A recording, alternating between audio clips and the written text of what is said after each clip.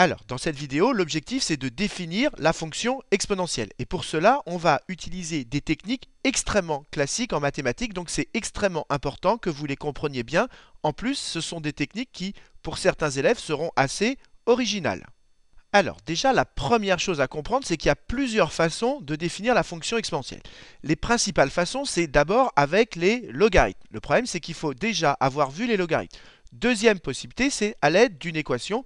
Et enfin, dans le supérieur, avec les séries entières, mais le problème, c'est que ça suppose d'avoir pas mal de connaissances en mathématiques. Donc en général, au lycée, on n'utilise pas les séries entières, on utilise soit la méthode avec les logarithmes, soit la méthode avec les équations. Et comme on va se placer dans le cas où les élèves n'ont pas encore vu les logarithmes, eh bien nous, on va définir la fonction exponentielle à l'aide d'une équation. Alors, en physique, quand on étudie certains problèmes et qu'on les met en équation, c'est-à-dire qu'on modélise la situation sous forme mathématique, on débouche sur une équation. Et parfois, on débouche sur une équation où l'inconnu est une fonction. Et très souvent, on tombe sur des équations de cette forme où on cherche une fonction f telle que f' égale f. Il y a pas mal de problèmes de physique qui débouchent sur ce type d'équation. Attention, ce qu'il faut bien comprendre ici, c'est pas une équation où l'inconnu est un nombre, c'est une équation où l'inconnu est une fonction. Et comme dans cette équation, il y a du f et du f', on dit que c'est une équation différentielle. Et donc nous, maintenant, on va essayer de traiter le problème suivant. On va chercher une fonction qui est définie sur R et qui est dérivable sur R, et qui, quand on la dérive, eh bien, on retombe sur la même fonction. Autrement dit, f' égale f. Et on veut en plus que en 0, cette fonction vale 1. Alors, ce que je vous conseillerais de faire maintenant, c'est d'appuyer sur pause et essayer de chercher parmi les fonctions que vous connaissez, est-ce qu'il y a des fonctions qui, quand vous les dérivez, vous retombez sur la même fonction et qui, en plus, en 0, valent 1. Donc, appuyez sur pause, essayez de trouver des fonctions de ce type. Alors, allons-y, essayons. Prenons la fonction f de x, par exemple, égale x. Si je la dérive, ça me fait f' de x. Dérivée de x, c'est 1. Et donc, on voit bien que f n'est pas égal à f'. Alors, essayons avec une autre, par exemple, f de x égale x carré. Bien pareil, si je la dérive, ça me fait 2x. J'y arriverai pas avec une fonction polynôme, par exemple, de degré supérieur ou égal à 1. Alors, essayons avec une fonction constante. F de x égale 3. Si je la dérive, ça me fait, la dérivée de 3, c'est 0. Là encore, f' n'est pas égal à f. Alors, on peut essayer avec la fonction nulle. Alors, si f de x égale 0, eh bien, f' de x, ah bah là, ça vaut encore 0. Pour une fois, vous avez f vaut 0 et f' aussi. Donc, dans cette situation, f est égal à f'. Et donc, quand je dérive la fonction qui est toujours égale à 0, eh bien, j'obtiens la même chose. Donc, ça veut dire que la fonction nulle, cette fonction qui est toujours égale à 0, vérifie cette première condition. Mais le problème, c'est que si je calcule f de 0, eh bien, f de 0, avec cette fonction, ça vaut 0. Or, moi, je voudrais que f de 0 soit égal à 1. Donc, la fonction nulle, elle vérifie bien la première condition, mais elle ne vérifie pas la deuxième condition. Cette condition, c'est ce qu'on appelle parfois la condition initiale. Eh bien, vous pourrez chercher des fonctions polynômes ou des quotients de polynômes. Vous ne trouverez aucune fonction qui vérifie simultanément ces deux conditions. Et c'est pour ça qu'il y a des physiciens qui se sont posés la question, quelles sont les fonctions, et même est-ce qu'il existe des fonctions qui vérifient simultanément ces deux conditions. Et on va voir qu'il n'y a qu'une seule fonction, c'est l'objectif de cet exercice, qui vérifie ces deux conditions, et vous l'avez compris, ce sera la fonction exponentielle. Donc, j'insiste bien, le but, ça va être de démontrer qu'il n'y a qu'une seule fonction qui vérifie ces deux conditions, et donc cette fonction, on va l'appeler la fonction exponentielle. Mais pour faire cette démonstration, il va falloir faire une première étape. Et on va démontrer que si une fonction vérifie ces deux conditions, eh bien cette fonction ne s'annule jamais. Parce qu'on en aura besoin pour démontrer qu'il n'y a qu'une fonction qui vérifie ces deux conditions, parce qu'on va faire apparaître une fonction dans un dénominateur, et donc il faudra être sûr que la fonction qui est au dénominateur ne s'annule jamais.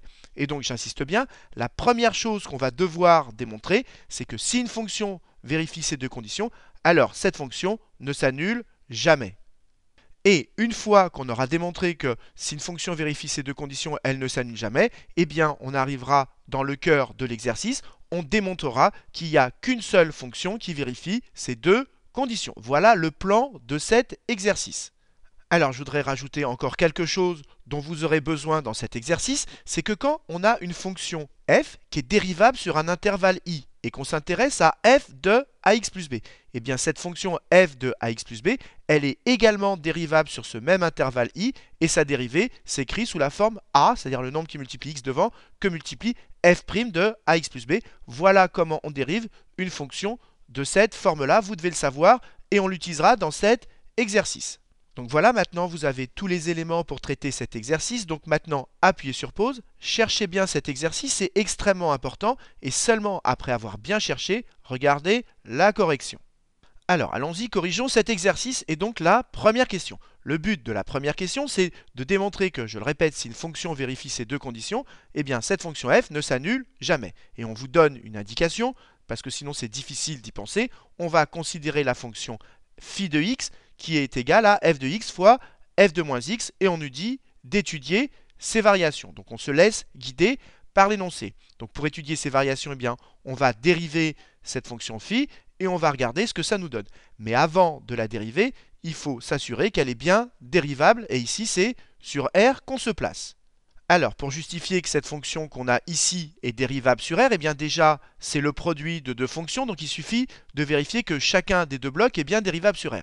Alors ici on a f, eh bien f par définition, on suppose qu'elle est dérivable sur R, c'est dit dans l'énoncé, donc celle-là est dérivable sur R, et ici c'est bien de la forme f de ax plus b, ici b vaut 0 et a vaut moins 1, donc c'est bien de la forme f de ax plus b, et on sait que si on a une fonction f qui est dérivable sur R, eh bien f de ax plus b également, ça a été rappelé ici. Donc déjà, on va rappeler que cette fonction phi est dérivable sur R, et ensuite on la dérivera. Et donc, pour justifier, je commence par rappeler que f est dérivable sur R. Donc, comme ici, c'est de la forme f de ax plus b, eh bien f de moins x, on l'écrit comme ceci, la fonction qui a x associe f de moins x, est également dérivable sur R. Donc ce bloc-là est également dérivable sur R, ce bloc-là est dérivable sur R, donc par produit, puisque entre les deux c'est un produit, eh bien phi est donc dérivable sur R comme produit de deux fonctions dérivables sur R. Et maintenant, on va pouvoir la dériver. Et donc, je commence par écrire que phi c'est le produit de deux fonctions. Celle-ci, je vais l'appeler u, et celle-là, je vais l'appeler v. Donc phi, c'est de la forme u fois v, c'est ce que j'ai écrit ici. Et donc, quand je vais dériver phi, ben, j'applique la formule habituelle. Phi', c'est u' v plus uv', et je précise que c'est que u. U, c'est ce bloc-là, donc ça correspond à f de x, et v correspond à ce bloc-là, à f de moins x. Et maintenant, qu'est-ce que je vais faire? Je vais tout simplement calculer u' et v', et après, j'aurai plus qu'à remplacer dans cette formule. Alors, la dérivée de u, ben, comme u est égal à f, et bien tout simplement, la dérivée de u, c'est égal à la dérivée de f. Donc, u' égale f' de x. Et maintenant, je vais calculer v' de x. Et là, c'est un petit peu plus délicat. Alors, je vais le faire doucement. Moi, mon but, c'est donc de dériver v. Mais v, c'est f de moins x. Et la première chose à comprendre, c'est que ici, c'est bien de la forme. Ici, c'est de la forme ax plus b. C'est-à-dire, c'est f de moins 1 fois x, sous-entendu, plus b, c'est-à-dire plus 0. Donc ici, a correspond à moins 1 et b correspond à 0. Et on a dit dans le rappel que quand on a une fonction qui s'écrit sous la forme f de ax plus b, sa dérivée, c'est a que multiplie f' de ax plus b. Donc ici, on dérive, ça me fait apparaître a devant, donc moins 1 que multiplie la dérivée f' de ax plus b, c'est-à-dire ici, moins 1 que multiplie f' de, je remplace a, ça fait moins x, plus 0, c'est-à-dire moins 1, donc ça fait moins f' de moins x. Donc ce que j'ai écrit au brouillon, on va pouvoir le corriger ici. Quand vous dérivez f de moins x, ça vous fait apparaître le a devant, donc a c'est moins 1, donc ça me fait moins f' de ce qu'il y a à l'intérieur qui ne change pas, donc de moins x. Mais il ne faut pas perdre de vue que notre fonction f, c'est pas n'importe quoi, c'est une fonction qui vérifie ces deux conditions. Ça veut dire que f' est égal à f. Donc ici, f' est égal à f, ça veut dire qu'on peut remplacer f' par f. Donc ici, j'ai f de x. Et pareil pour ici, f', je peux le remplacer par f, donc ça me fait moins f de moins x. Et maintenant, je vais tout simplement calculer phi' de x. Donc phi' de x est égal à quoi? C'est égal à u'. U', je l'ai ici, ça me fait f de x, que multiplie v, c'est f de moins x, plus u, alors u est ici, f de x, que multiplie v', et v', on l'a ici. Ça me fait, je mets une parenthèse, ça me fait moins f de moins x. Et maintenant, il n'y a plus qu'à arranger. Alors le début, j'y touche pas, et le moins qui est ici, comme ici il y a une multiplication, il passe devant, donc ça me fait moins, et il me reste quoi? F de x, que multiplie le moins, je l'ai mis donc ici devant, et il me reste f de moins x. Mais vous remarquez que ici et là, on a exactement la même quantité, donc quand on les soustrait, ça fait exactement 0. Et donc, si on récapitule, on a démontré que cette fonction phi qui est définie ici, eh bien, quand on la dérive, on trouve 0. Donc, ça veut dire et 0 tout le temps sur R. Donc, quand une dérivée s'annule tout le temps, ça veut dire que cette fonction est constante. Donc, on peut en déduire que cette fonction phi qu'on a ici, elle est constante sur R. Alors, si on traçait la courbe de cette fonction, comme elle est constante, eh bien, on obtiendrait une droite parallèle aux abscisses. Et la question qu'il faut se poser, eh bien, ok, elle est constante, donc ça veut dire que cette fonction, elle est égale à k, mais combien vaut k? Eh bien, qu'est-ce qu'on va faire? Comme nous, on connaît f de 0, eh bien, on est tenté de calculer phi de 0, c'est-à-dire la valeur qui correspond à ce point. On se place à 0 et on va regarder à combien ici on est. Ben, c'est simple, phi de 0, c'est égal à f de 0, que multiplie f de moins 0. Mais moins 0, ça vaut 0, donc ça fait f de 0, que multiplie f de 0. Mais f de 0, c'est 1, donc ça fait 1 fois 1, ça fait 1. Donc ici, cette fonction, elle vaut 1 en 0, mais comme elle est constante, elle vaut 1 partout. Et maintenant, il n'y a plus qu'à le rédiger.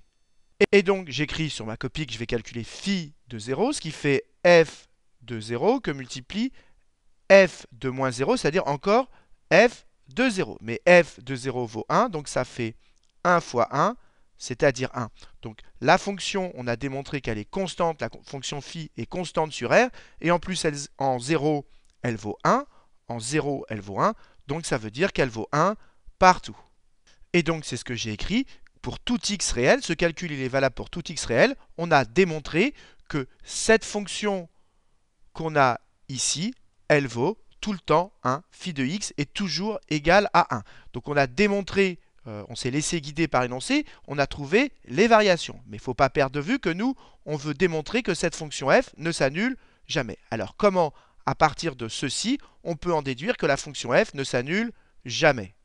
Eh bien, pour conclure, il suffit de comprendre ce qu'on a trouvé ici. Phi de x est égal à 1, eh bien on remplace tout simplement, c'est naturel, phi de x par son expression. On a donc démontré, et ça c'est valable pour tout x réel, que f de x, que multiplie f de moins x est égal à 1, et ça pour tout x. Mais si vous avez un produit qui est égal à 1, ça veut dire que ni l'un ni l'autre des facteurs ici ne sont égales à 0. Parce que si l'un valait 0, quand on le multiplie avec n'importe quoi, ça ferait 0. Si vous voulez obtenir 1, ça veut dire qu'ici, vous ne pouvez pas avoir 0. Donc ça veut dire que f de x n'est jamais égal à 0 parce que cette relation est valable pour tout x.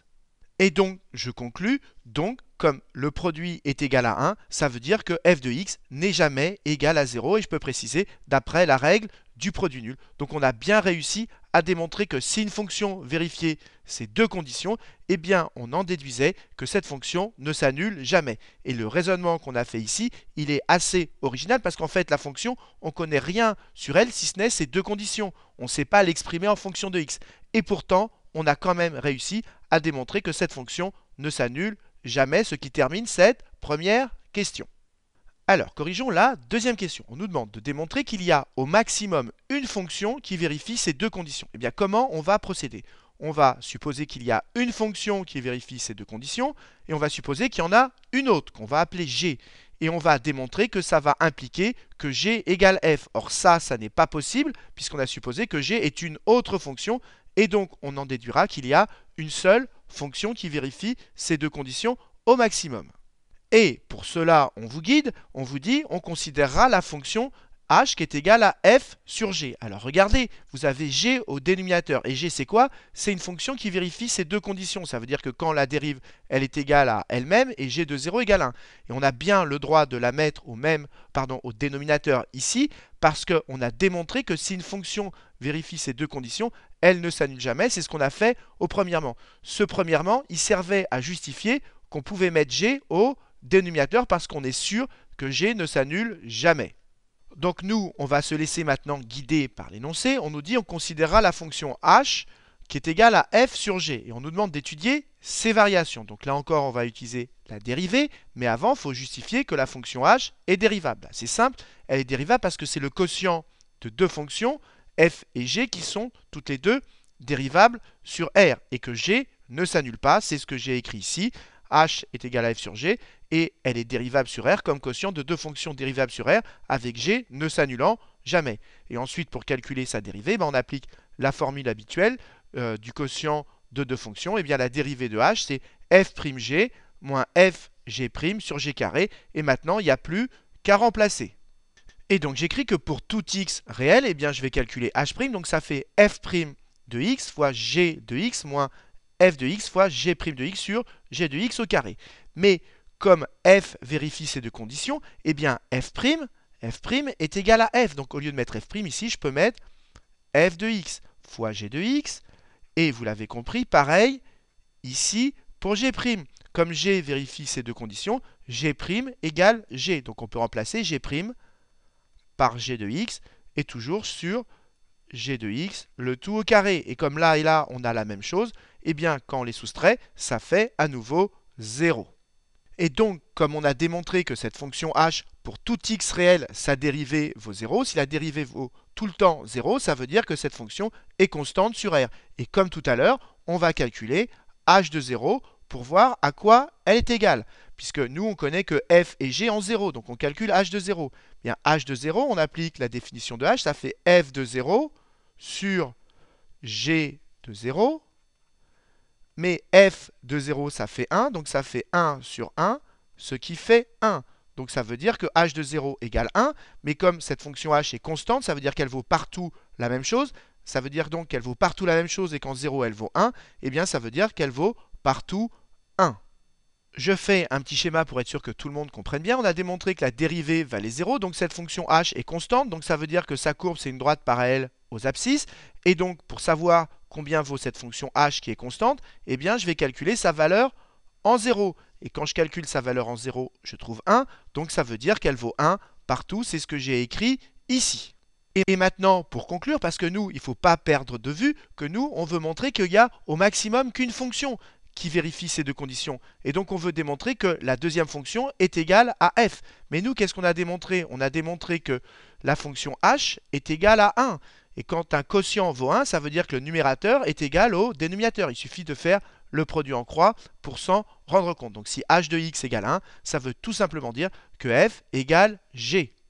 C'est ce que j'ai écrit ici. J'ai démontré que h de x égale 1. Autrement dit que f de x sur g de x égale 1. Et ceci pour tout x réel. Si je fais le produit en croix, ça me donne f de x égale g de x. Et donc, ça veut dire que la fonction f et la fonction g sont égales. Or, nous, on a supposé que g, c'était une autre fonction. Donc, ceci n'est pas possible. Et comme on a supposé qu'il existait une autre fonction, ça veut dire que cette supposition n'est pas possible. Et donc, il n'existe pas d'autres fonctions qui vérifient ces conditions. Donc ça veut dire qu'au maximum, il en existe une. Et c'est ce que j'écris sur ma copie, f égale g, ce n'est pas possible, parce que nous, on a supposé que g était une autre fonction. Et donc ça veut dire que notre supposition, il existe une autre fonction, n'est pas possible. Ça veut donc dire qu'il existe au maximum une seule fonction qui vérifie ces deux conditions, ce qui termine la deuxième question. Alors, corrigeons la troisième question. Nous, on nous dit, on admet, parce que ça c'est difficile à démontrer, on admet l'existence d'une fonction qui vérifie ces deux conditions. Mais comme on a démontré qu'il y avait au maximum une fonction qui vérifiait ces deux conditions, comme on dit, il en existe une et qu'au maximum il y en a une, eh bien, il n'y en a qu'une seule. Et cette fonction, ça sera ce qu'on va appeler la fonction exponentielle. Et donc, on me demande de compléter. D'après la question 2, qu'est-ce qu'on peut dire? Eh bien qu'il existe exactement une fonction dérivable sur r telle que f' égale f et f de 0 égale 1. Donc on a démontré qu'il y en avait au maximum une de fonctions qui vérifiait ces deux conditions. On admet qu'il en existe une, donc il en existe exactement une qui soit dérivable sur r et qui vérifie la condition f' égale f et f de 0 égale 1. Et cette fonction, on va l'appeler la fonction exponentielle qui se note comme ceci et également exponentielle x, on peut le noter également comme ceci, comme les puissances. Alors maintenant, on nous demande à la question 3b, d'après cet exercice, qu'est-ce que l'on sait sur exponentielle x? Eh bien, par définition, exponentielle x vérifie ces deux conditions. Ça veut donc dire que si dans un exercice, vous savez que f de x égale exponentielle x, eh bien, sa dérivée, ce sera elle-même. Donc, première chose à bien comprendre, et ceci, c'est par définition. Deuxième chose, la fonction exponentielle vérifie la deuxième condition. Ça veut dire que si on remplace x par 0 dans l'exponentielle, on trouve 1. Autrement dit, exponentielle 0 est égal à 1. Et on avait démontré quelque chose d'autre. À la première question, on avait démontré que la fonction phi, qui est égale à ceci, est toujours égale à 1. Et f, c'est la fonction exponentielle ici. Donc ça veut dire quoi? Ça veut dire que d'après la première question, d'après le premièrement, eh bien f de x, c'est-à-dire exponentielle x, que multiplie l'exponentielle de moins x, eh bien ceci, c'est toujours égal à 1. Et ce qu'il faut comprendre et qui est très important, c'est que cette propriété exponentielle 0 égale 1 et cette propriété devrait vous faire penser à quelque chose, eh bien aux règles sur les puissances. Et on va démontrer dans la prochaine vidéo que la fonction exponentielle, et c'est pour ça qu'on la note comme une puissance, eh bien elle vérifie des propriétés analogues aux puissances. Parce que regardez, on va démontrer que quand on multiplie deux exponentielles, comme pour les puissances, on peut additionner les exposants. Et donc ça va faire exponentielle x moins x, on additionne, et ça fait x moins x, ça fait 0, ça fait exponentielle 0, ça fait 1. Donc c'est très facile de retrouver cette propriété si on n'oublie pas que la fonction exponentielle eh bien, vérifie des propriétés analogues aux puissances. Alors, cet exercice, il est assez théorique, mais il est extrêmement important parce qu'il est très formateur, parce que les méthodes qu'on utilise dans cet exercice, ce sont des méthodes extrêmement classiques. Donc, si vous avez eu du mal à faire cet exercice, c'est normal, mais il faut absolument le refaire, mais cette fois-ci, sans regarder la correction, pour être sûr de le maîtriser parfaitement, parce que, je le répète, les méthodes qu'on a utilisées dans cet exercice sont extrêmement classiques. Et donc, maintenant qu'on a réussi à définir la fonction exponentielle, donc par définition, la fonction exponentielle, c'est la fonction, j'insiste bien, c'est la fonction qui vérifie ces deux conditions. Et on a bien le droit de dire la fonction parce qu'on a démontré qu'il n'y avait qu'une seule fonction qui vérifiait ces deux conditions. Et donc, dans la prochaine vidéo, on va expliquer que la fonction exponentielle, on va même le démontrer, vérifie les mêmes propriétés que les puissances. Et en particulier, vous savez que quand on fait 2 puissance 3, par exemple, fois 2 puissance 5, les puissances s'additionnent, donc ça fait 2 puissance 8. Eh bien, on va démontrer dans la prochaine vidéo que exponentielle x fois exponentielle y, vous l'avez compris, ça fait exponentielle x plus y. Et c'est pour ça, c'est parce que la fonction exponentielle vérifie des propriétés analogues aux puissances qu'on la note sous la forme d'une puissance. Donc voilà, j'espère que cette vidéo vous a mieux permis de comprendre comment on peut définir la fonction exponentielle et de bien comprendre les techniques qu'on a utilisées dans cet exercice. Et comme d'habitude, si vous l'avez apprécié, n'hésitez pas à la partager et à la liker.